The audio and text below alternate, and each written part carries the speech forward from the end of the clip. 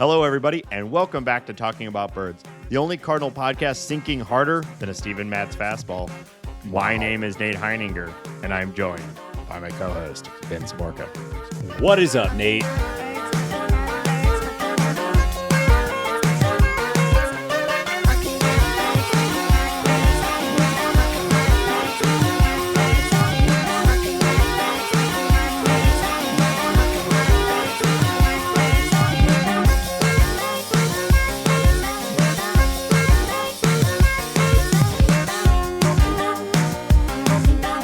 If you have an idea for the opening bit, text or leave us a voicemail at 848-48-BIRDS. Hambone, how you doing? You doing well? Fantastic, Nathan. I am flying high today. Wow. Well, did a little wake and bake this morning, brother. Oh, my dude. Hell yeah. Oh, yeah. Our nation's most glorious holiday is this weekend. I, of course, Easter? mean 420, baby. Oh, hell yeah. Easter lands on 420. I know you're in Colorado, so you're required by law to, eat, I don't know, some sort of ham glazed in weed or something like that. Like some sort of ham glazed. Yeah. I don't know, like Easter, like mashed potatoes, but instead of like little chives or whatever, it's just weed. Yeah, they just make it's like a thing that you can sprinkle on any food now. It's, yeah. Wow. So, yeah, that's how it works. Yeah. Well, congratulations. Thank you. Happy Weed Easter to any and all who celebrate. A couple units of business to get to. Yes. Before we get into the show proper. So this weekend I will be on C70's show, Meet Me at Mutual. It is now a yearly tradition of it being scheduled while Ben is in sunny California, going to Coachella. Oh, you're going to be at you're going to have Coachella while Weed Easter is going on. Is that right? Oh, dude. Yeah. I mean, just the clouds are going to be unbelievable. So look for that. Releases on Friday nights. I'm going to the belly of the beast, Hambone. Wow. Very nice man who's been very good to us. But yeah, sure. The belly of the beast. Yes. And you're going to Brochella. So we'll talk about that more next week as you report on all the tunes that you experienced. Baby. God, I love the tunes. Real bad guy from Who Framed Roger Rabbit. Oh, no, he hates Dr. the tunes. Doom? Is it yeah, but he is a tune. Spoiler alert, he is a tune. Dr. Doom, is that his name? He's a race trader. Yeah. No, not Dr. Doom is Marvel and is Robert Downey Jr. No, wait, isn't his name Doom something? It's bad guy from Who Framed Roger Rabbit. Judge Doom. I was close. I'll give it to you. What is a judge but a doctor? A doctor of the law. Yeah. Makes sense to me. Makes sense to me too. So you'll be there. We'll talk about that next week. Also, this weekend, on Weed Easter Eve, I will be participating in the Cardinal 5K. So if there's anyone out there listening, maybe and they're participating, maybe I'll see you down there. I got a good group, a good crew. We do it every year. It's a fun run. It's fun to run downtown. I love these downtown ones where they close off all the streets, and this one you run from Bush to Energizer Park, which is the new name for City Park, which I went to on Sunday night. And new name, same stadium. They no real changes. Yeah. And Enterprise, you go to these footy matches all the time, although I can't remember the last time you went to a Cardinals game. Yeah. Well, I need to find a new co-host is what I'm saying. You suck. I think I also need to find a new co-host. Deal. I was at the footy match on Sunday night, and the the culture of these games typically is that everyone stands, but not everybody was at this game. But the people who were sitting right in front of me were standing, and so I like to stand at these games anyway. But like I do try to be like a courteous, participant, and like the people who were sitting behind me clearly did not want to be standing. Also had very heavy, some like Russian, Eastern European accent or something like that. And so I was kind of standing, but then finally the people in front of me sat down. And so I sat down, and behind me, I heard them say, "Yes, it is a beautiful day for sitting." Interesting. Yeah, soccer matches sound fun. Well, you've got, of course, your Colorado Rapids that you could. Yep. I meant to bring this up like many shows ago. Because you went to one of their games last year. They played them recently, and we saw a person holding a sign.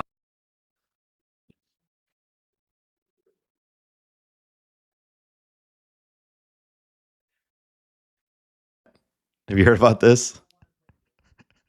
I think it's like Go Rapids, but up the Pids. It's been stuck in my head for months now. Up the Pids. It sounds like a venereal disease. Yeah, it does. I'd like to say that person does not represent Denver. So anyway, up the Pids. It's good and bad, I guess. One other, definitely bad. One other thing, and you wanted to talk about this, so I don't actually know what you want to talk about here, but you've mentioned the Slinger Dog. Sounds very important to the show. So, well, I don't know how we have not talked about this year. This is a new food item at Busch Stadium. Obviously, you wouldn't know because you haven't gone to a game. So, of course, you are who you are. But the Slinger Dog sounds like an amazing little treat. It's an all beef hot dog topped with fresh hash browns, taco meat, and 2 sunny side up fried eggs. It weighs roughly 1/3 of a pound.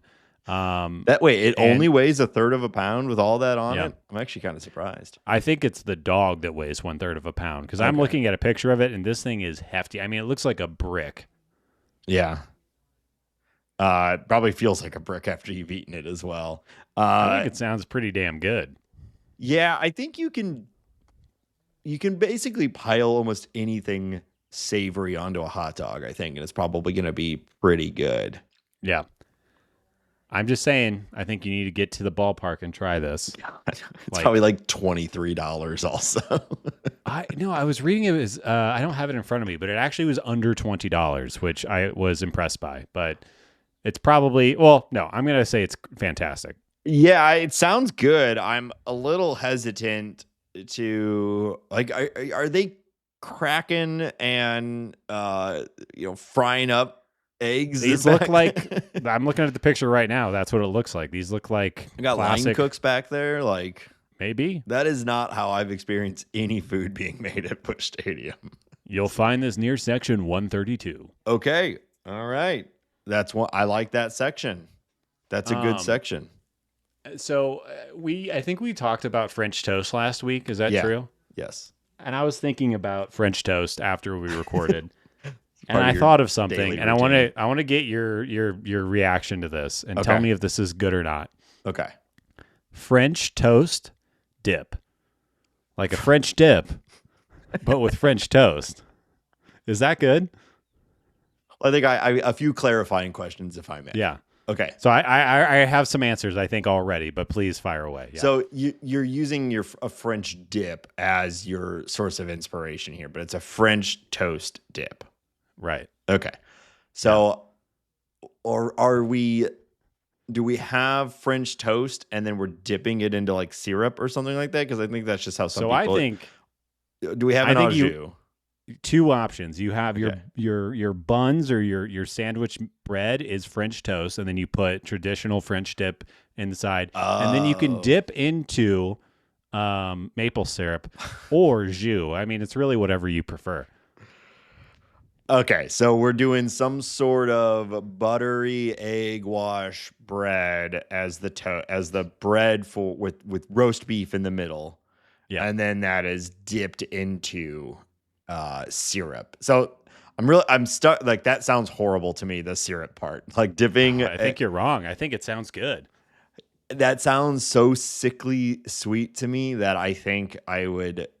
I don't think I would enjoy that. However, But then you have the saltiness of the meat. I'm telling you, this is a $1 million idea. are we doing a French fat toast dip? Yeah, are we doing like a fat stack of meat here? Are we doing like a thin? You think this is not like a healthy option here? Yeah. What are you talking about? Of course. Well, we're going hard. some places it's like your French dip is gonna be. I don't know. I think that could be good. I'd probably lean towards the au jus dip, though. I'm a salty, savory guy more than All right. though I'm quite sweet. So I like the name French toast dip. I think that seems obvious. I'm kind of surprised that maybe that doesn't already exist. I was afraid that you meant some sort of like really bready syrup dip that you're like dipping a chip into or something like that. I mean, I'm open for that too. But no, I was thinking, yeah, exactly how I explained it. I think it sounds fantastic. And I think that probably everybody listening thinks it sounds fantastic as well. Maybe we should make some. Do you like a bread pudding? Of course. Yeah, I like a bread pudding too. So a little a la mode. Come on now. Okay. All right. So I've been on the record saying that a French dip is one of my favorite sandwiches.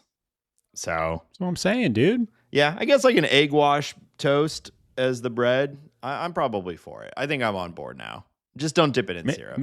Maybe I give you two. You get 1 cup of syrup, 1 cup of au jus, and you can try it out. All right. No more Coachella. I'm still doing the 5K, but this will happen after the 5K. You'll have earned your French toast dip. There we go. Yep. All right. Deal. Thank you. I just had to get that out. Yeah. I mean, it's free real estate right there. You're just handing that out. Anyone listening can just run with that. $1 million idea, baby. That's a food truck easily. That is a food truck easily. I've got like 9 different ideas for food trucks, but we've gone too long on this. Pack show, Nate. Crab Rangoon food truck. All right. Cardinals. Cardinal baseball this season, man. Yeah. Wow. We're really... Part of me thinks this is just what a 500 team... I'm like trying to remember back to last year. I'm like, is this just what a 500 team feels like?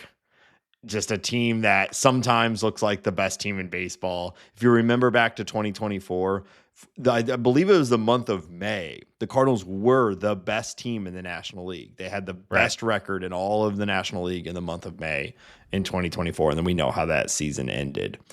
I'm getting little shades of that this year, but I don't know. There's certainly some underlying elements that make me feel like this team actually is kind of good this year, with some real glaring holes that might keep it at sort of a 500 level team.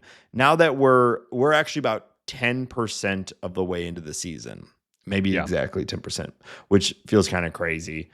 So we are still deep in the swamp of small sample size, but it's also, we're getting there. So how are you feeling about the team right now? I'm feeling like the offense is pretty legit. I do think we should pour some water on, I don't think Brendan Donovan is going to be one of the best players in baseball all year, although I do think he's fantastic. But I do think the offense is real. I think the defense is real. And I think the pitching had a really, really good week, and we'll talk more about that. But this team has flaws. It should also be noted, even with the week that they had, they're in 4th place in the division, and the division is not that good, although the Cubs look like they might be legit. Yeah. But yeah, this team should be fine, and they are overperforming my expectations, and I think everybody's expectations on the offensive side. And I think we said this last week or the week before, if we're going to have a mediocre team, having a dynamic, powerful, fun offense will make that medicine go way smoother all year. Just because, it makes you feel like you have some fight, you have some things to watch, you have the progression of players like Victor Scott and Jordan Walker to wish upon and watch. It makes it all a lot better.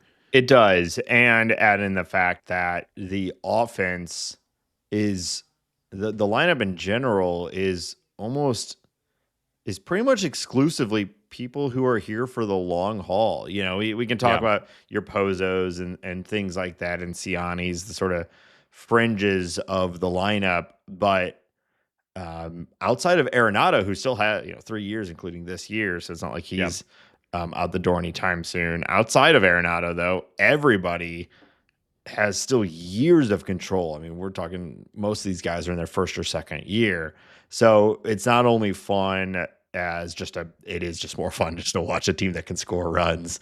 There's few things more deflating in watching baseball than just seeing your team be just pathetic. I almost rather give up bombs left and right, but at least you're still like seeing home runs and things like that. Just Oh watching your yeah. team, Yeah. watching your team be feckless offensively is just like maybe the least fun thing you can have in baseball. And then the part of the team that is struggling is the pitching, and that's where it's like, man, a lot of these guys might not even be here by the end of July, let By alone the half. Yeah, yeah, exactly. Like by they are not here for long. Yeah. which is both a good and bad thing. It's good because it's like, well, this isn't the long haul. We might not have to deal with this for forever. But it's like, okay, well, who are their replacements, and are they even going to be? It's just such a giant question mark. But that's what we've known that from the beginning, that the pitching was going to be a question mark. Hopefully, we get some better answers this year. But the offense being good is a good sign, and does give you some real hope for the team being competitive. Maybe this year, but certainly in the next few years. Yeah, I mean the Cardinals have the fourth most runs scored so far this season. That's just going to be fun no matter what. Yeah. Now, on the other hand, they also have it's the ninth most earned runs. So, there's just a lot of scoring happening in Busch Stadium, which is also kind of weird, but again, it's a much better baseball to watch than kind of even on the other side of both of those. It's Right. At least things are happening and we're having fun. Well, and that offense has been against, I know this has been all over the broadcast and whatnot, but it's been against guys like Zach Wheeler, Framber Valdez, Paul Skeens. They've seen some really good pitching, and the approach has been consistent across the board, which has been really great to see.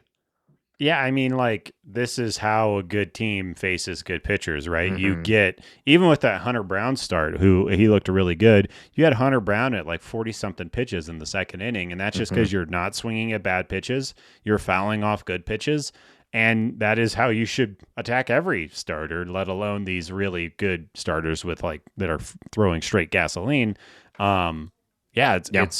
It's fun to watch. It's pesky. It's what the Dodgers team does to a lot of teams. Like, you might not win in the or it's every game is kind of a marathon rather than the Cardinals just like flailing wildly. Okay, we might not get Hunter Brown in through the fourth, but if we can get him out relatively early and then pick on the bullpen, we can win a lot of games like that. Now, Hunter Brown had a great start last night. He turned it around. He's really, really good, but you love to see it. You do. Yeah, if only the Cardinals had some sort of offensive juggernaut like the Dodgers, like Tommy Edman. You know what I mean?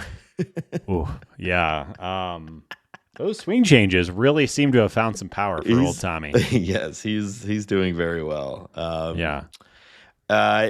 Before we jump into the specifics, just another note on this last week of games.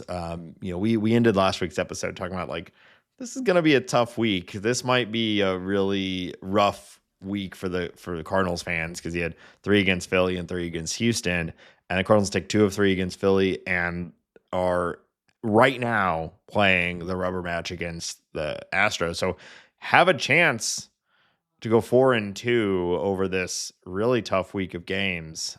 So you can't be anything other than happy about that if you're hoping for the Cardinals to compete this year. Yeah, I mean, we haven't even played anyone in the Central yet. We haven't played all these soft teams yet. So, yeah, it's there's also something to do with timing, like, catching certain teams when they're maybe not firing on all cylinders, and that's okay. But Zach Wheeler is Zach Wheeler. Yeah. He's one of the best pitchers in baseball. Paul Skeens is Paul Skeens. Putting up good starts against those guys is huge, no matter what time of year it is. Yep. And all right, let's get into some of the specifics of some of the news and beats from the last week. So as we speak, the Cardinals have begun their plan of extending to a 6-man rotation as the schedule sees fit. And Steven Matz is getting a start. He's been good out of the bullpen. I'm not following the game right now. I'm trying not to do that too much while we record. But I think he's definitely earned this start, whether it's the right thing, big picture to do or not for the Cardinal pitching development. It is what it is. They made the decision and they're trying to win games, and I think it's okay. So how are you feeling about Matz in the rotation?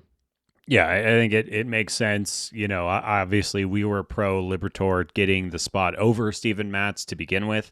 And I think that's played out well. I think that using a 6-man rotation, especially when you're going for, we got quite a few games in a row with no days off and not overworking Sonny Gray, and not potentially, keeping Eric Fetty, who is potentially like really exciting trade target for a lot of teams, or just a guy in your rotation this year. Keeping those guys healthy is key. And then I think I said this a few weeks ago, but the added benefit of kind of pushing back Miles Michaelis and delaying the inevitable there is always good. Although he had a very nice start here this week as well. So you can't be too mad about that. But I think it makes sense, and I am pro 6-man rotation. You kind of talk about the future of baseball should be all closers all the time. I think 6-man rotation makes a lot more sense. Everybody pitches once a week. Keep your arms healthy.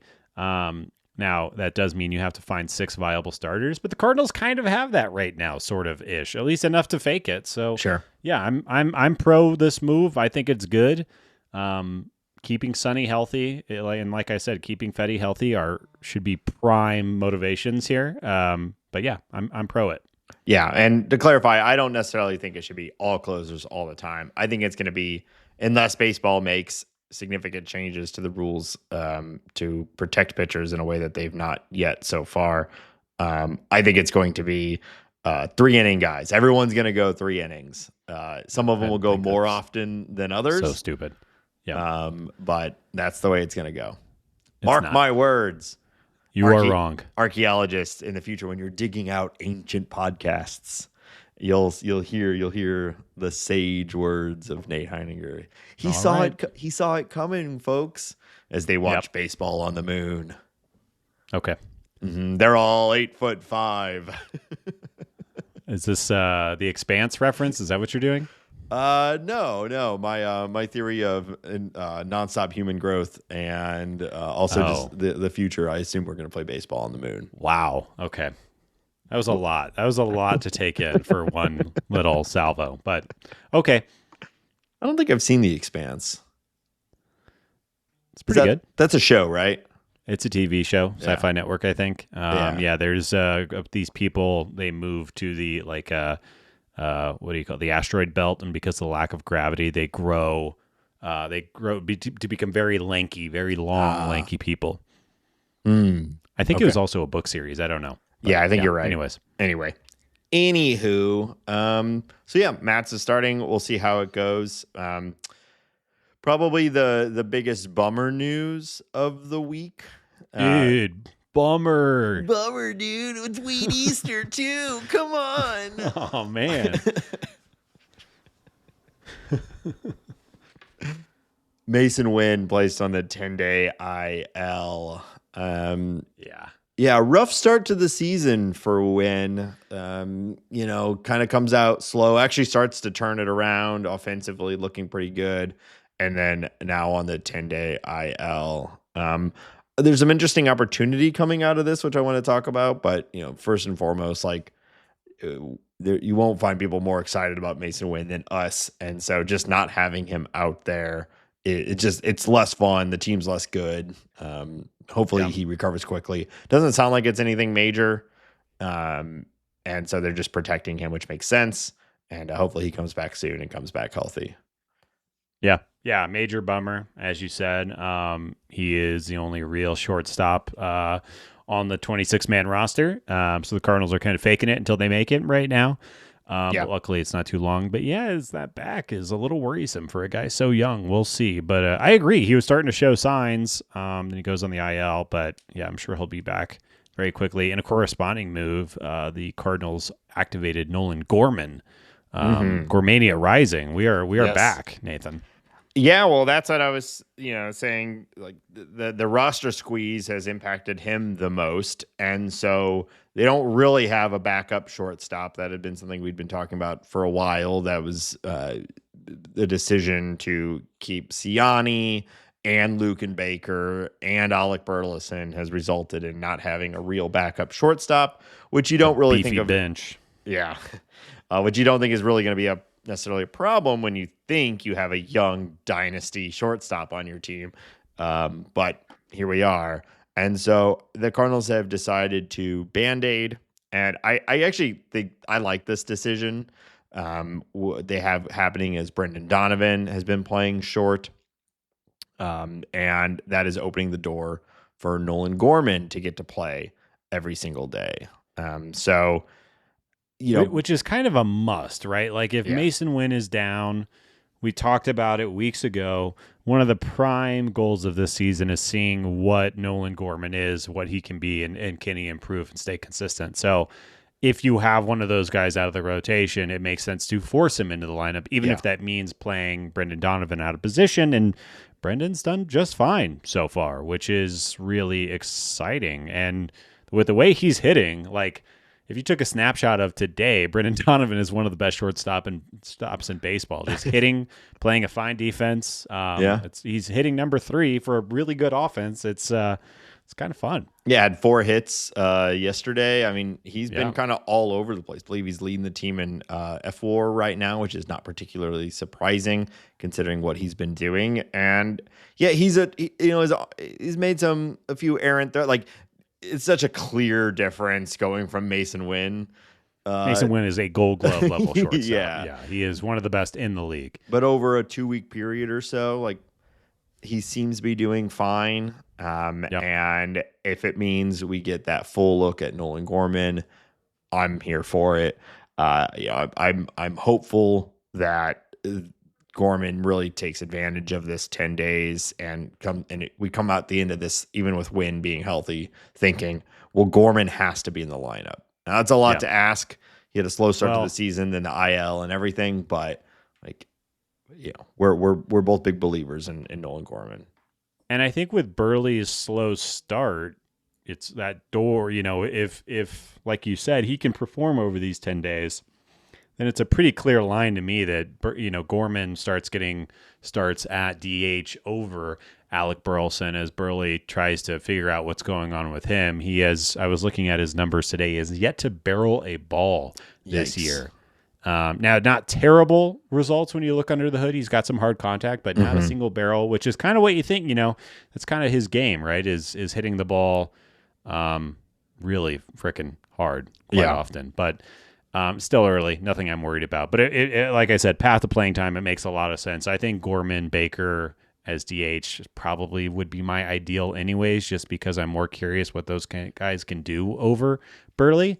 But yeah, we'll see. And with the rest of the lineup doing generally so well, it does feel like you have a little bit more space to throw these guys out there, give them ABs and let them develop, hopefully. So far, that's worked for damn near everybody on the team. Just give these guys ABs and see what happens. Yeah, absolutely. Well, it's been the story of this season so far is the consistent approach across the entire team. We've been really hyping Walker. It's still a fun at bat to watch. We need to see some of the slugs start to come, and maybe we're starting to see that. He had the 112 mile per hour home run. My God, he got his first double. So I was looking at it before we started. He's at a 103 WRC plus, which it's above average slightly, but it is above average. And hilariously, he's right now his best rating is on his defense. So He looks like a completely different player in the outfield this year. He really completely does. different. He looks good. I've been really hesitant. Yes. I'm just so hesitant to start really going in that direction because of how rough it's looked in the past. But right now, he is a positive force defensively in right field, and it can't be argued. He has made some dazzling plays. He hasn't made any mistakes. And he's still got the rocket arm. He's still got a ton of speed. He's still Jordan Walker. It looks real. Yeah, it's exactly what you want to see from a guy of his age. It's just getting better, and he's getting better at everything. So I'm really hoping the slug starts to fall. I'm not even saying home runs. A lot of people have seen him as a 30, 40 type home run guy, and you get it. You look at him, you look at guys of his size in the league, but his approach has always just been hit the ball hard. And, I've seen him, I've always thought probably in his younger years, I think Kyle said something similar on the show at one point too, is like, we got to stop looking at him as why isn't he hitting 30 home runs? And it's more as is he hitting for a high average? And those are going over the wall from time to time. And then maybe when he's, 26, 27, big power years, we start to see the 30, 40 home runs. But what I'm looking for is the hard hit and, the hitting the ball on the line instead of hitting it straight down, which I think the expectation of having a guy break into the big leagues and immediately being a power threat is silly. Figure out how to hit. It's really, really hard to do. He's big enough and has enough bat speed and enough everything to be successful, and the slug will come. I'm not worried about that. Yeah, the only guys, generally speaking, who come into the league immediately with big power are like the big lift and pull guys who are going up there to do one thing. You know, they think about only one thing, and it's disgusting. You know what I mean? Classic guys, am I right? And lift and separate. And that's not his game. It's hit the ball hard in every direction. So, few other moves. The Cardinals have recalled right-hander Matt Svanson. Svanson. It is a beautiful day to sit down. And he'll make his major league debut at some point. Probably today. Might as well just get him in there, right? Teams like to do that. That has always made sense to me too. Is like just call them up, get them in, just get it over with, so they're not just tossing and turning in their hotel beds all night. But no need to wait around. Yeah, and Roddery Munoz was optioned back to Memphis, so we're starting to get a glimpse of what this Memphis shuttle might look like. Which bullpen guys might be back and forth. So congrats to Matt Swanson. We'll see him at some point. Hopefully he goes well. And I suspect we'll see Roddery back at some point too. I will say, obviously, Roddery did not have a ton of success with his little cup of coffee, but he threw a handful of sliders that were absolutely disgusting, making major league hitters look stupid.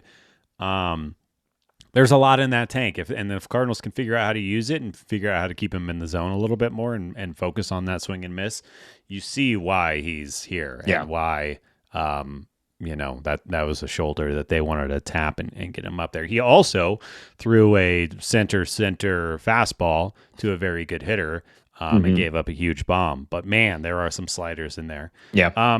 Looking at Matt Swanson, he's a little old. He's a reliever.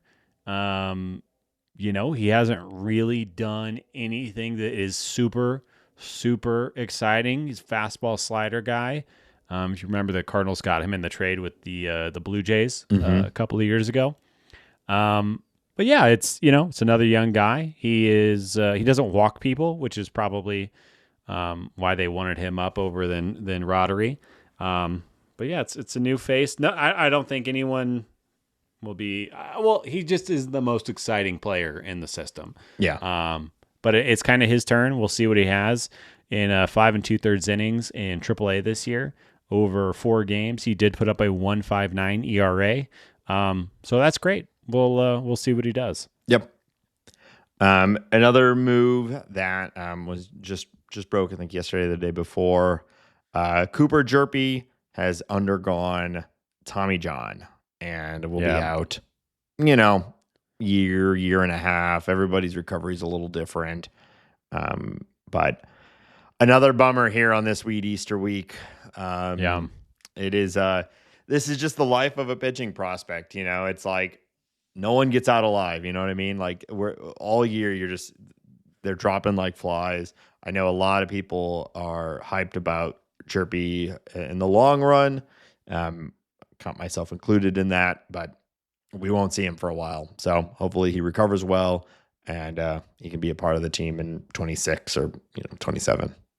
Yeah, I was really high on Hjerpe this year and thought that he would even potentially impact the big league club in a relief role or somehow.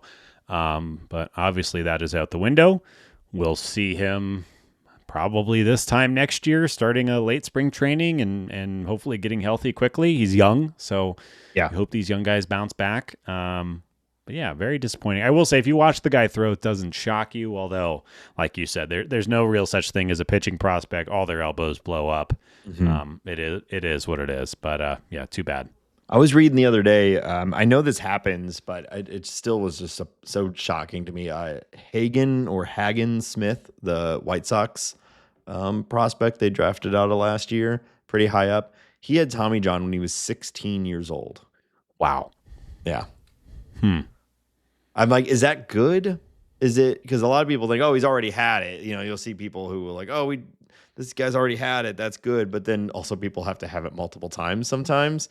So is it a good thing that he got it so early, or is that a signal of things to come? I don't know. But you look at Nathan Eovaldi, he got all his surgeries out of the way, and now he's settled into being a very good pitcher. I think it is impossible to predict, though. And I would say I would much rather have somebody with no Tommy John surgeries than one or two and just kind of roll with it. But thinking of being like a sophomore in high school, having Tommy John surgery. Yeah, that is. But he was a top 10 draft pick this year, or 11 or 12. Yeah, well, that's the whole problem that we found ourselves in, right? It's max effort gets you paid. And, teams like the Dodgers and a lot of teams will just prioritize that over anything. And they'll just hope that you're healthy at the right time. Hopefully the health aligns at the right time so the team is good at the same time. And if not, it just doesn't. And it's honestly, I think it's the biggest problem, or one of the biggest problems baseball has right now is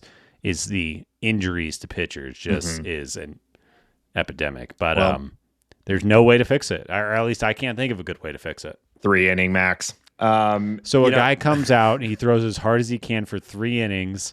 Yeah, four times a week. Yeah, that's definitely the way to avoid injury. Yeah, thank you. Wow. Yeah, I'm so very glad smart. we agree. It's very smart. It's very smart. Max effort gets you paid. That's why we here at Talking About Birds are pioneers in the attempt at low effort gets you paid. Now, so far we've been clocking in weekly with the swing and a effort. Miss on that one. We're maximizing low effort here at Talking About Birds. We're pioneers in the space. That's right. Yep. That's right. All right. I know you wanted to talk about the Cardinal pitching, at least on the starting rotation over the last week. Is that okay with you? You may proceed. All right. The Cardinals have just put together a ridiculous week of pitching. The starting pitchers alone threw 37 innings and put up a .97 ERA over that time. That's 4 earned runs. Yeah. Now, of course, it's the Cardinals. They didn't strike everybody out, which, that's fine because they put up those ridiculous numbers. But over this week, they had the second best rotation in all of baseball. And we pretty much got a great start from everyone. I referenced even our buddy Miles Michaelis had a really nice start over that time period. Like, I don't know if I can remember the Cardinals having a week like that, or if so, it's been a very long time. Yeah, and again against like the Phillies, right? Like they're not necessarily fully in form yet. Trey Turner's having a slow start, but Schwarber is one of the best hitters in baseball right now, and they've got Harper. I mean, it's a good team, right?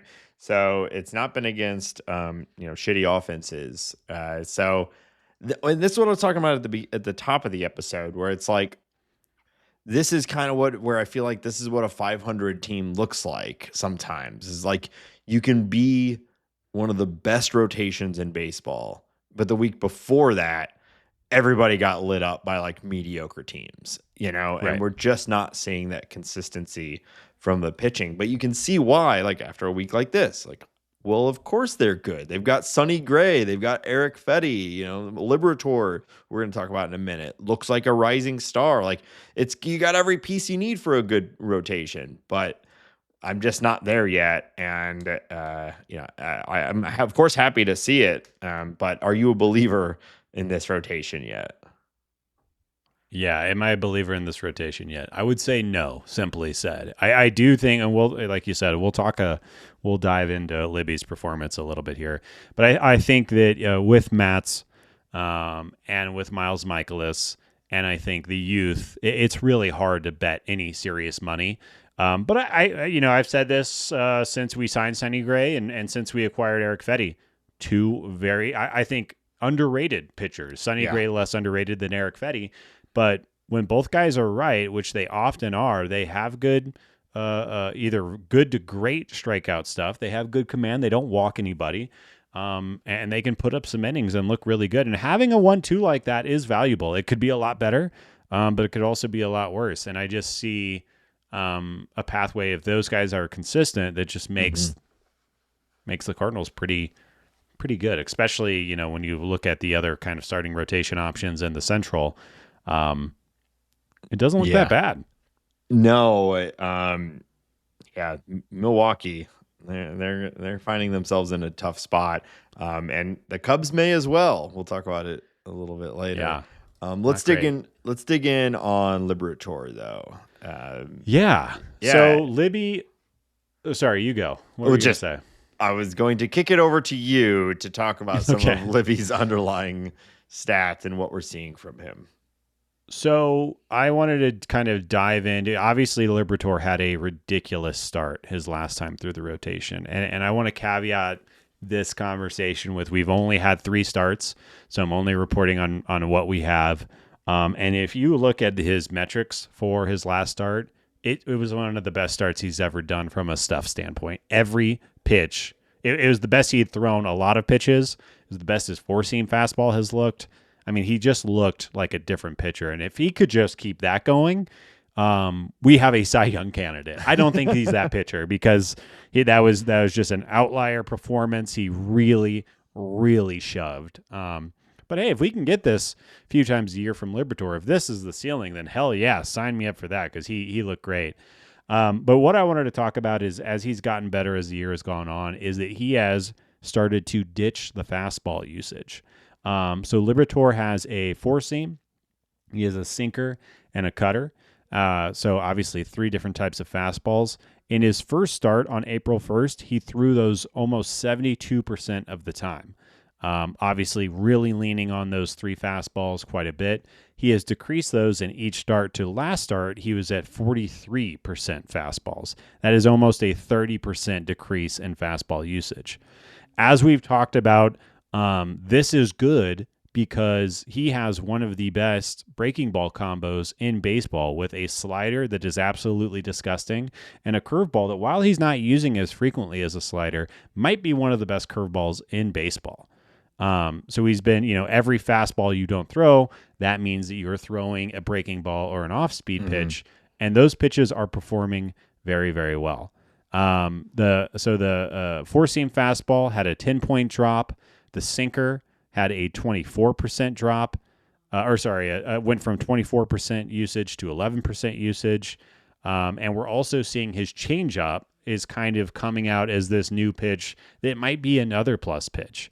When you look at, he was throwing it less than 4%, less than 5% in his first couple of starts and throughout his career, really.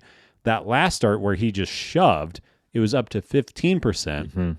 And what is interesting about that is that his stuff plus on this pitch from his first start, if you remember, this is a Fangraph stat that bases it on mostly movement and nastiness.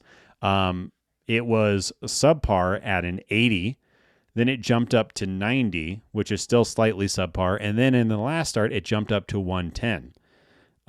So this pitch is actively being developed and thrown more. So when you combo that with decreased fastballs, more reliance on his breaking balls, and this emergence of what looks like a plus at least changeup, you see real changes that Liberatore is making to his repertoire, and then you're seeing the best start we've ever seen him throw in a Cardinals uniform. I'm really starting to get hyped on what Libby's doing is really what I'm trying to say here. Yeah, I think you've said it multiple times, like throw your best pitch more. And that's what we're seeing from him. I think back to last week's episode with the story of Pozo coming out and saying, like, let's pitch these guys backwards. Let's lean more on the breaking stuff. So far, so good. We'll see if the hitters can make adjustments.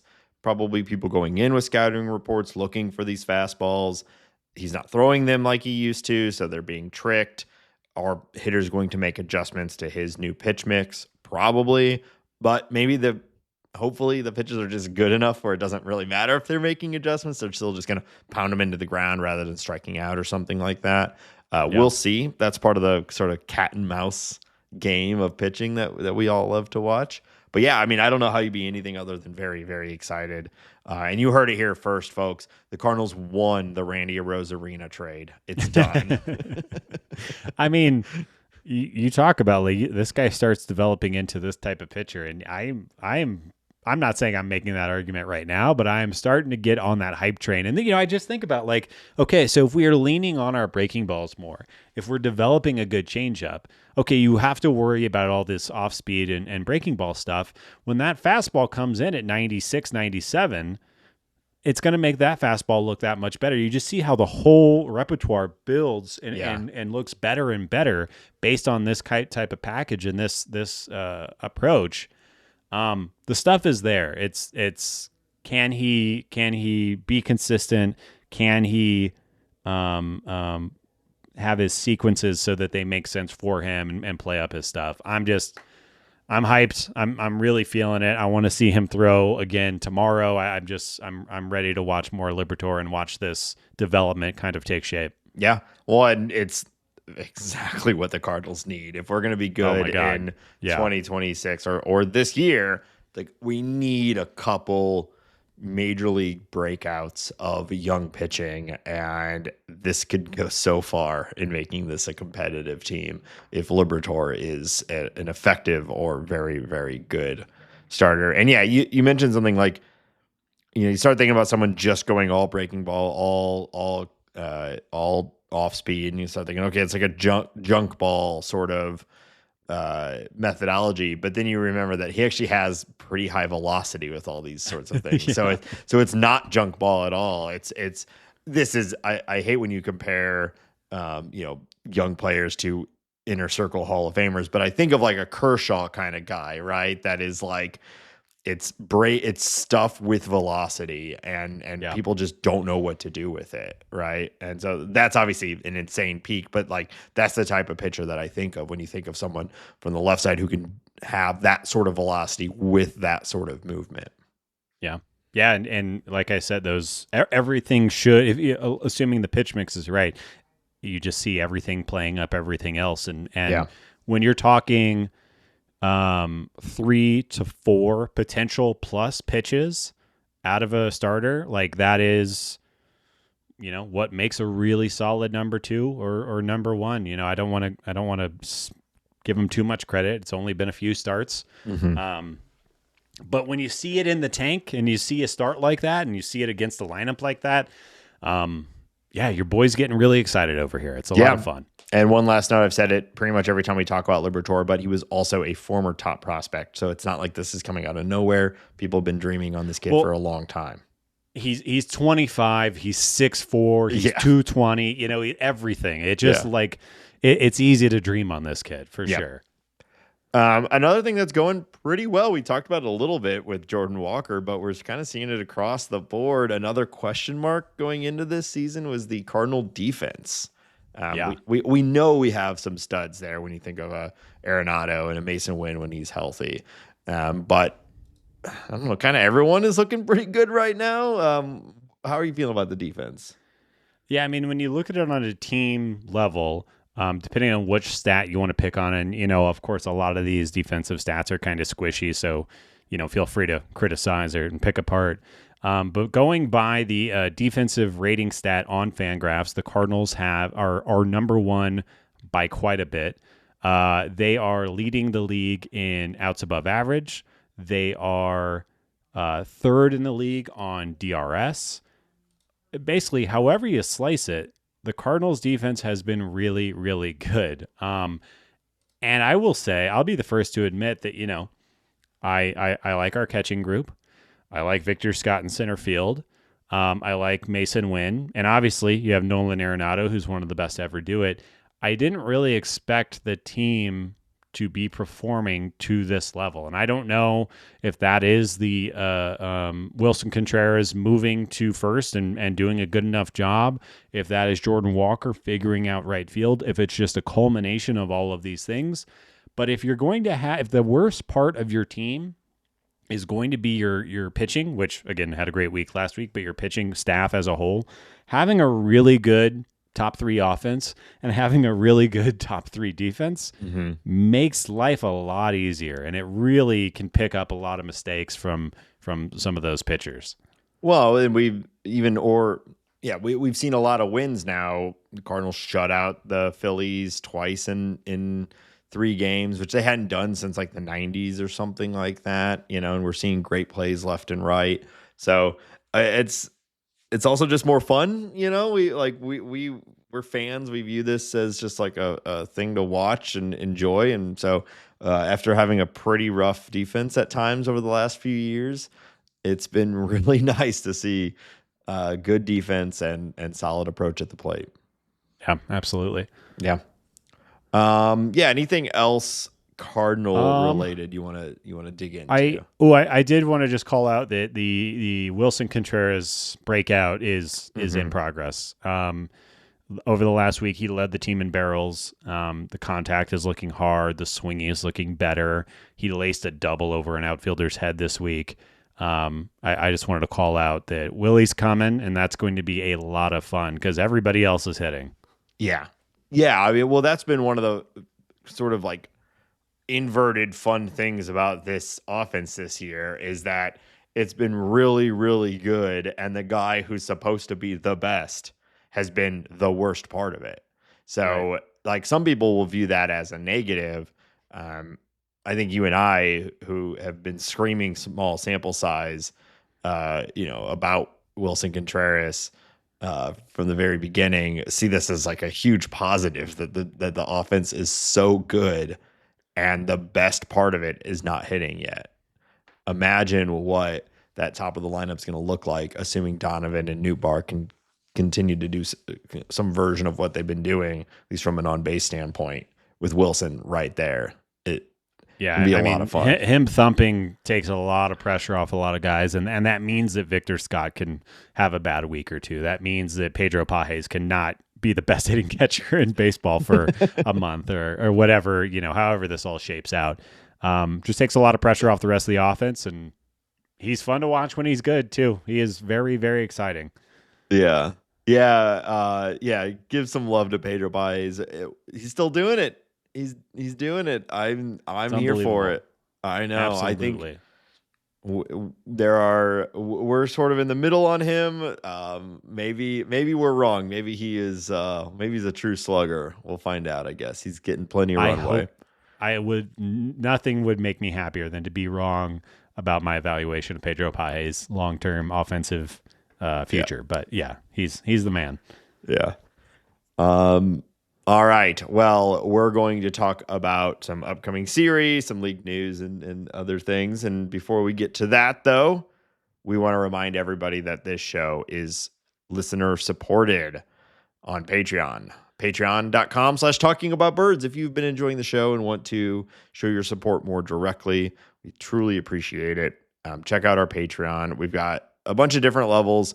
But even just a couple bucks a month, it all adds up. It helps us pay for the production of the show and, making sure it looks good, it sounds good, all of that. And it comes to you every single week. So again, thank you to our existing patrons. If you've been considering, just go and check it out. Patrons of any level get access to the private Discord. It's basically like an online chat server if you're not familiar, where listeners of the show and us are in there every day, sort of live chatting as the games are going on. It's been a lot of fun. Feels really engaging, way more like active with other fans than you might be used to from a social media perspective. So if you're looking for a cool little community of other Cardinal fans, like this is the place to be. So again, that's patreon.com/talkingaboutbirds. We also appreciate anyone who leaves us a review on your favorite podcast platform. That really helps. And also go ahead and tell your friends, tell your family. We appreciate that too. It's Weed Easter. So when you've eaten your chocolate egg full of just ground up. You really started that without anywhere to go. That was good. I like that. That's everything I say. When you're eating your I'm always bad at this. He retorts. Pioneer. You've merely adopted the bad at this. I was born in it. Raised in it. Ben, tell people where else they can find us online. Yeah, we're on all the socials. We're over at Blue Sky. We're on Instagram. We have a TikTok. You can listen to this show on Spotify if you're one of those freaks. You can also listen to us on YouTube, and we put the whole videos up on YouTube now too. So you could just listen, or you could watch our faces flap around wildly for an hour plus on YouTube if you'd like to do that. You can find all of that podcast information, socials, t-shirts, everything at talkingaboutbirds.com. And of course, you can reach out to us, email us for whatever reason you might have to talkaboutbirds@gmail.com. And do not forget, Nathan, that you can call us and leave a voicemail or send us a text message. Yes, an SMS to 848-48-BIRDS. That's 848-482-4737. Do your text and data rates apply? I think. I don't know. Probably.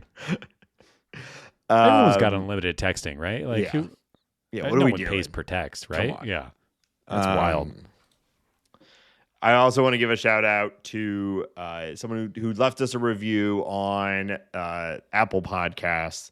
They left it as the name Lone Star Yankee. Not someone you'd expect to be a Cardinal fan, but Lone Star Yankee, among many things, wrote great show.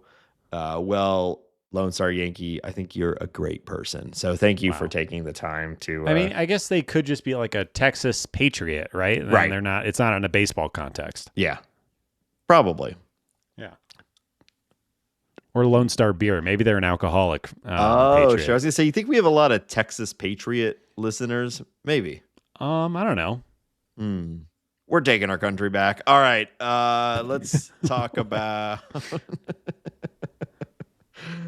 the Cardinals continue a challenging schedule, and maybe it's the right time. Maybe everything's clicking. Now's the time to get these hard games out of the way. I don't know, but we've got 3 against the Mets, and then 3 against the Braves. Road series against some of the top of the NL East. Although I don't know, we'll talk about the Braves, but let's start with the Mets.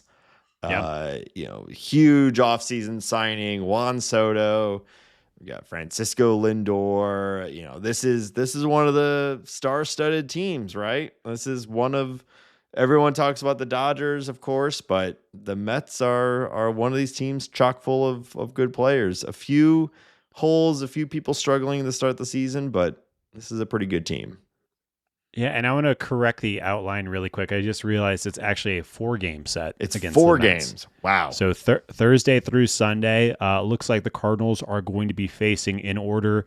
We got David Peterson, Griffin Canning, Kodai Senga, and Clay Holmes. And I think that's where this conversation needs to start, is that there's a couple of really good pitchers in that. Clay Holmes, who's been converted from a reliever to a starter, has looked really, really good in the early going. I think we talked about Kodai Senga a couple of weeks ago, but he is healthy and effective right now. The Ghost Fork is real. That fastball is real. He has looked really, really nice so far this season. Thinking, like, spooky, like a spooky dinner with a ghost fork. You know what I mean? Okay. All right. That's that was good. And then we got to talk about the two boppers. You said Juan Soto. Guess what? Juan Soto is really good. What's more frustrating than that, Nathan? I know there's a big tough guy on that team, and he's been bopping. He's looked really, really good this year. So he's got 73 plate appearances. He's already got 5 home runs. His isolated slugging is 373. He's getting on base 15, or he's walking 15% of the time. He's got a 277 WRC plus. He is looking like that guy. Usually kind of a slow starter. He's locked in right now. Pete is good. Yeah, well, let's just get Stubby Clapp out there to take him down. Of course, Pete Alonso, big tough guy, Cardinal fan favorite. Yeah, we love him. The Mets are 11-6. They're leading their division right now. Yeah. They're doing everything that you want them to do. They have a fine enough bullpen. Their superstar closer Edwin Diaz hasn't really clicked in yet, but that seems like that could happen at any moment. So be on the lookout there. But yeah, they're a good team. They're the second most expensive team in baseball. They should be good, and they are. Yeah. Oh, basically, just Griffin Canning there is like the one guy you're like, okay, yeah, he really has still never really put it together. He's been a guy that a lot of people have sort of hyped for a long time. He has the stuff, but it's inconsistent. So we'll see. He pitched a gem against the Cardinals in spring training. Now that's spring training, so I'm not worried about it, but that did happen. Yeah. Well, there's a reason the Mets went and got him. There's a reason he's been on teams for years. There's some upside there. It's really inconsistent. So that might be a chance. But obviously, we've been saying like the Cardinal defense or offense has been good against everybody. Right. So might be a chance to go into Mets Park there and clean out some pond scum. Okay. Landed the plane perfectly. How about the Braves? Now this has been a surprise. One of the early surprises of the season. Yeah, and I think by that, Nate, means that they are 5-12 to start the year. Absolutely not what we expected. I mean, it took them almost 2 weeks to even win their first game. Really rough start. But I want to start with the starting pitching again. And I think, the big story here is the Cardinals are going to draw Spencer Schwellenbach on the first game. He's pretty good. Spencer Strider is going to make his first start back in the big leagues today as we're recording Wednesday. And then his next start will be against your St. Louis Cardinals. So we'll get a little preview of how he's looking today. I guess yesterday, if you're listening to this episode on Thursday. And then we'll see him against the Cardinals right after that. And, Spencer Strider's really, really, really good. The thigh master. Yeah, people are talking about his drop in velocity, which is true. He's down a couple ticks, but he's also struck out 27 in 13 innings in his rehab. So I'm not too. It doesn't seem like the drop in velocity is impacting him. He good. He real good. He's really good. He's really, really good. And I saw a stat recently that there was like the Braves. They were like 2-9 or 1-8 or something like that. It was no team that started 2-9 or whatever it was, something around there, has ever made the playoffs. And I thought, well, that's not surprising. Usually, if you start 2-9, you're a really bad team. Right. But Austin Riley's been bopping again. Matt Olson hit a dinger yesterday, so he seems to be maybe warming up. Like Acuna is going to be back here in a month or two. Yeah. Like if there's ever a team that can just flip a switch and suddenly become one of the best in baseball again, like I think it's this team.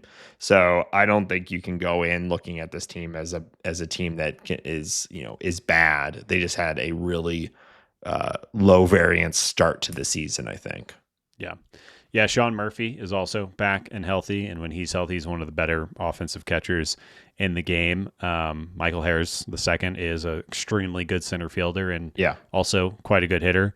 I fully agree with everything you said. I think the big thing to note is that Austin Riley, like you said, has been on fire, and the Cardinals will likely be catching him well, he's still really good. Marcell Ozuna and Matt Olson, lots of power at the top of that lineup. Yeah. I expect them to be good. I would throw the record out of the window, at least from the Cardinals' perspective. It's going to be a tough series. They're really good. Their bullpen hasn't really come together yet. Raciel Iglesias has had a rough start to the year. But the rest of that team looks solid. Yeah. All right. Tough week, but as we've said, Cardinals are looking, we'll see how this game ends against Houston. I just checked in. They're down by 1, so it could still go in any direction. Yep. We'll determine if this was a winning week or just a 500 week for the team. But either way you slice it, I think we all would call this a good outcome for this week against the teams they played. And this will be another tough week. So at the very least, should be fun. It's fun to watch the Cardinals against these other, very, very good teams. We got a little bit of league news to jump through. You want to take us through this? Yeah, not too much going on, but I did want to talk about Aaron Judge has been named the captain and the first recruit to Team USA in the 2026 World Baseball Classic. If you remember, he did not play last time it happened because he was going through a crazy contract negotiation and decided to focus on making $400 million rather than playing for his country. So, whatever. But he's the first one to join. I think that is a good sign for Team USA. If the best player from the United States is on the team, then you would think that the rest of the team is going to fill out really well. Mm-hmm. Mark DeRosa is going to be the manager again. I think the big question is just which pitchers are going to come. And, if you remember last year, it was like most of the Cardinals rotation and some guys, they were older. And I expect probably a similar, like Spencer Strider, probably not going to be a part of the team because of health issues. But we'll see. Maybe they'll surprise us. Yeah, I know Glasnow was talking about how he really wants to be there, but he has to. He's a guy who has consistent health issues. And he's like, my first goal is to get through this season without a problem. And that'll set me up to be a part of it. It is one of the it's the inherent problem. The All-Star game has the same thing. It's like any baseball game that is not a Major League Baseball regular season or playoff game, you're going to struggle to get pitchers to fully commit to it unless they're kind of already along in their career enough where it doesn't really matter as much than like an Adam Wainwright, a couple of years ago. And I don't really know how you solve that. I know. I don't think you can. Yeah. I don't think you can. I think the thing that you can wish upon is the fact that the United States should be able to put together such a ridiculous offense that they could bop everybody out of the stadium anyways. But that didn't happen last year because Japan brought their aces to the yeah, they did. They showed up. Yeah, they did. It was the Roki Sasaki and all those guys. So yeah. All that aside, such a huge fan of the World Baseball Classic. I'm so excited for it to happen again. Not to be too dark, too. 2026, we'll see about how baseball as a season is going to go as well. So, when it comes to contract and CBA being up and everything, so maybe the most competitive baseball we get for a little while, which actually might impact the team compositions as well. But all that aside, I love the World Baseball Classic. And if you're rooting for the USA, you can't be more excited than Aaron Judge signing up already. Yeah. Ooh-sa.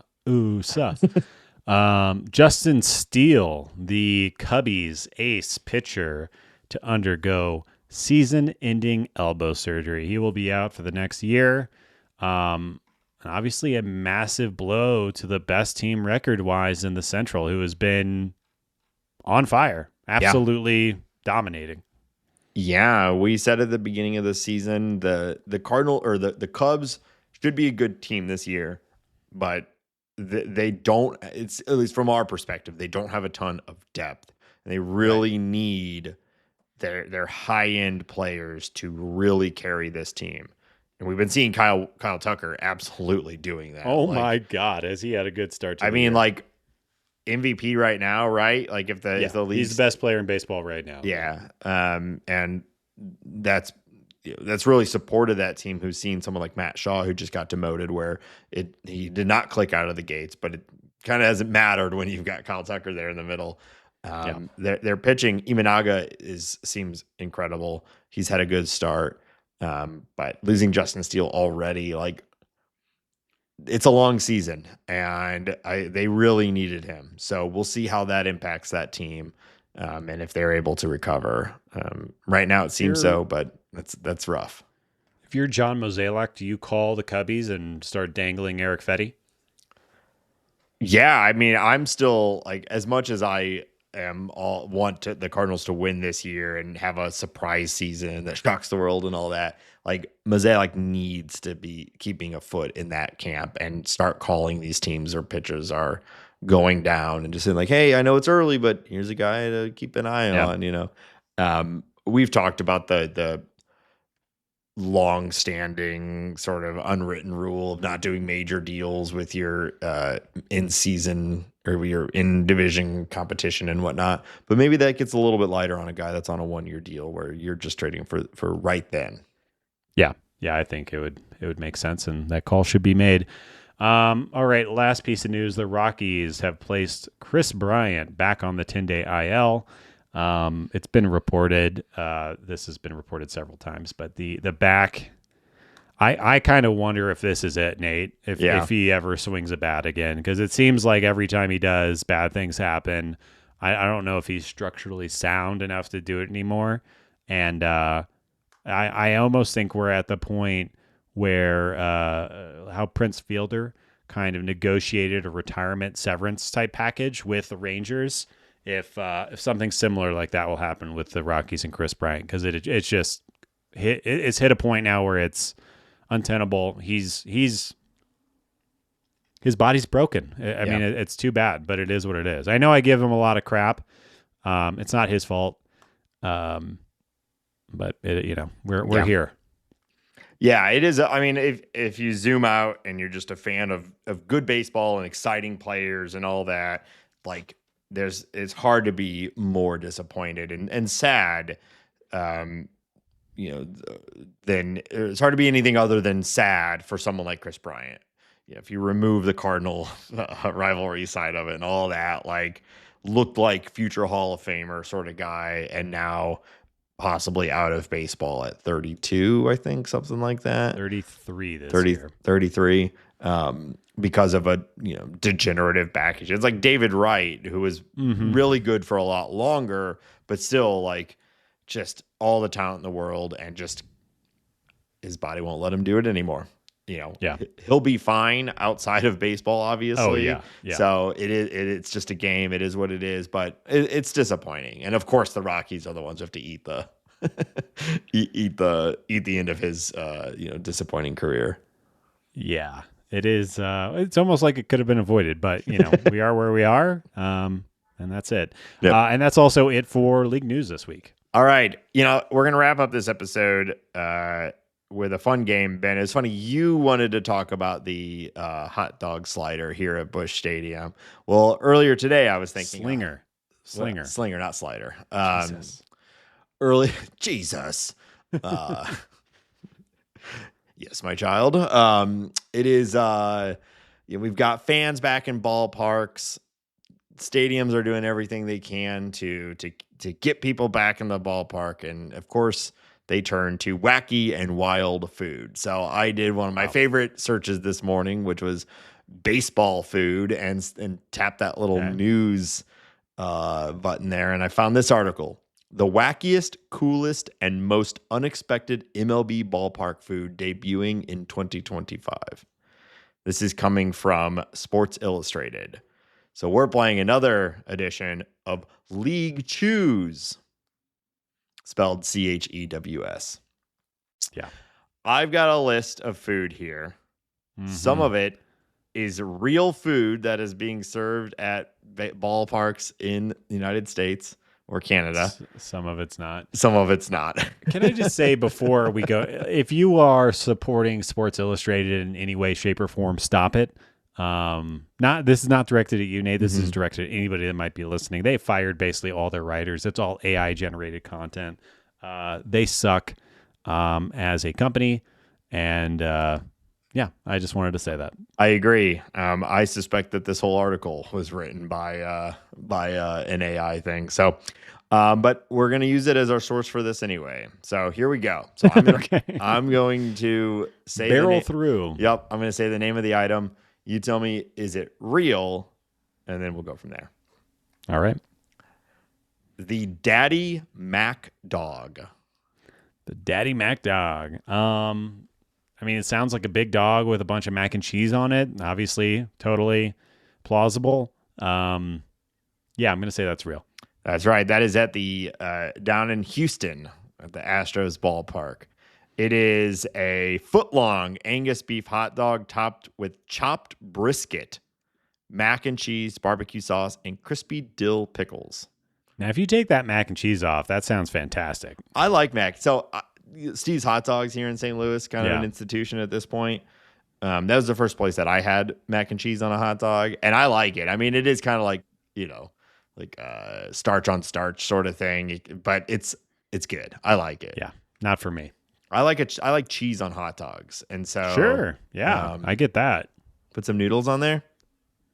Get yourself a stew going. All right, yeah, I'm good. The walk-off waffle bucket. Walk-off waffle bucket. Walk-off waffle bucket. So obviously we're talking about waffle fries here. Walk-off, that's a baseball term. It doesn't sound that crazy though, unless this thing is like massive. Is this like a 10-gallon bucket of waffle fries? That's the only way I would think it would make this list. You like wordplay or like that kind of stupid bullshit, like walk-off waffle. That's a Nate Ash thing right there. So I'm going to say this is fake. You see right through me, Hambone. Yep, the walk-off waffle bucket is not real. Okay. Now, I would like a bucket of waffle fries. Let's be clear about that. Sure, yeah. I like a waffle fry. What's your Hell yeah. What's your favorite fry, form factor? Wow. I mean, waffle might be it right Waffle's there. Up there. It's a good sauce delivery mechanism also. You get all your nooks and crannies. Really I like English a muffin. crinkle. Mm-hmm. Yeah. But yeah, probably a waffle fry. Really. That's that. Yeah. Yeah, it's a good choice. I like a sauce, don't get me wrong, but my ideal fry is one that I actually am not dunking in anything. Tell you what, Nate, and this might, I'm not sure how you're going to feel about this. I am a fry and mustard guy. You disgust me. I'm not a mustard man. Delicious. I've said this before. I'm not a mustard man. I would like to like mustard. It seems like a thing that, you go to the grocery store and they got whole sections committed to mustard. Yeah. But I'm not a mustard man. But I like a thin and crispy fry. I think, that's my ideal. After that, yeah, like a waffle or a seasoned curly. Ooh, hell yeah. That? Seasoned curly is good. Yeah. Absolutely. All right. Moving on. Cotton candy fries. Cotton candy fries. Okay. Would that be cotton candy in the shape of fries or fries with cotton candy on them? Or is it just cotton candy in like a fry vessel? It doesn't make sense to me. I'd obviously need to see this. I'm going to say that it's real, though. I have this feeling that it's a thing. It is at the Blue Jays. So it says a new creation in which cotton candy sits atop fries that have been drizzled with some sort of blue sauce. Some sort of blue sauce. What a great article here. That really, they got in and did the reporting. Okay. S'mores quesadilla. Oh, that better be real. I'm going to say yes, that is real. It sounds fantastic. Philadelphia Phillies, you're 4 for 4 so far. Real Yes. Brendan Donovan. S'mores yeah. quesadilla. It is kind of what it sounds like. Yeah. Yeah. I would eat the shit out of that. That sounds great. Ghost pepper cotton candy chicken tenders. Ghost pepper cotton candy chicken tenders. Okay. So, I mean, it's kind of the same thing as the cotton candy fries, right? And I feel like ghost pepper is a thing that like chain restaurants do. Ghost pepper cotton or chicken. Sure, that's real. I'm going to say it's real. I got you with that one, Hambo. Damn. It's too many adjectives. It Yeah, it kept going. Yeah. Ghost pepper cotton candy chicken tenders. Yeah. Ghost pepper cotton candy chicken tenders. Yeah, it's kind of got a rhythm to it. Yeah. Ghost pepper cotton candy chicken tenders. It doesn't work. All right. Polish cannonball. Polish cannonball. So that's obviously a Pirates thing. There's a decent Polish population in Pittsburgh. They like their sausages. Makes a lot of sense to me. I'm going to say yes, that's a thing. Yeah, I'm going to give you a bonus point on that one too, Hambone. You got it all the way down to the team, the Pittsburgh Pirates. They have a Polish cannonball. Hell yeah. Yeah, it's fried bites. I don't even know what it is, but yeah. Egg noodles, kielbasa, cabbage with bacon and cheddar cheese. Ooh, talk about a cannonball. My God. Okay. Grand Slam Glizzy Float. Grand Slam? This is, again, sounds like Nady bullshit. Grand Slam Glizzy Float. I don't think a team would refer to their hot dogs as a glizzy. It's the only reason I'm really calling this one out, so I'm going to say this is fake. Yeah, it's fake. Yeah. Sorry. I want that language to start breaking through to the corporate world. Yeah, it will. It'll get there. It's just, 5-year delay. All right. Lil Dumpers.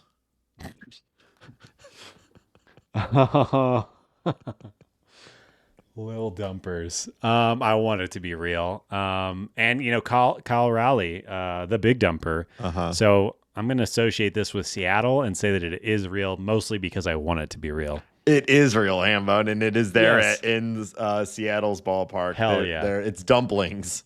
Hell yeah. They're calling them Lil Dumpers. That is genius. It is genius. It makes I gotta feel a little. Can I get a basket of fries, some Lil Dumpers? It's like a lot of these craft breweries. They make you like you want to order their beer, but you have to say the dumbest shit imaginable to order their beer. Yeah. But Lil Dumpers, I'd be there all day. All right, I got just a couple more for you. Triple play funnel cake pizza. Triple play funnel cake pizza. Wow. Funnel cake pizza and French toast dip really they really align, I think, as for the savory sweet thing going on there. Wow. Would somebody be bold enough to actually do that? Probably. I just don't. It's a savory funnel cake. I've never seen a savory funnel cake at a baseball stadium. But we have polar pasta out here in Colorado. I'm going to say it's real. No, that one is fake, Hambone. Got you with that one. But I was thinking, would that work? I think the crispiness. Probably, yeah. It could work with the right toppings. You're the pizza guy. I think it could work. Like a sweet bread pizza. Yeah, be the sweet. Well, sweet bread is something different, but I know what you mean. Yeah, you're right. All right. Dessert nachos. That's a thing. Yes, easy. In your Colorado Rockies stadium, have you had these? I have not had these. I think they just came out this year, though.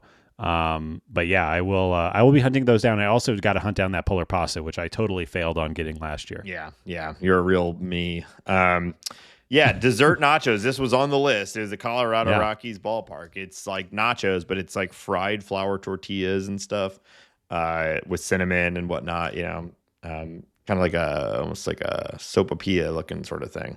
Hell yeah, that sounds fantastic. Yeah. So you did pretty good, Hambone. I think we also might have crafted our own little menu here at some point. So. Yeah. So hey, if you're out there listening and you go to a ballpark and you have something wacky, make sure you take a pic of it and send it to us. We want to see it. I'm very curious about reviews. If you are out there at the ballpark and you have that slider hot dog, I would love to know if it's good. Yeah. It has to be good, right? Well, Aramark can mess up a lot of things, so I'm very curious. That's a good point. All right. Well, that's going to do it for this week's episode. I'm getting hungry. Yeah, I have not eaten lunch. I'm starving right now. So that'll do it for this week's episode. Thank you, everybody, for listening. Reminder to check out Talking About Birds cardinalbaseball.com. We find links to the Patreon, socials, everything there. Check the show out on YouTube. And we will be back next week after another week of hopefully good Cardinal baseball. And until next week. Okay, bye.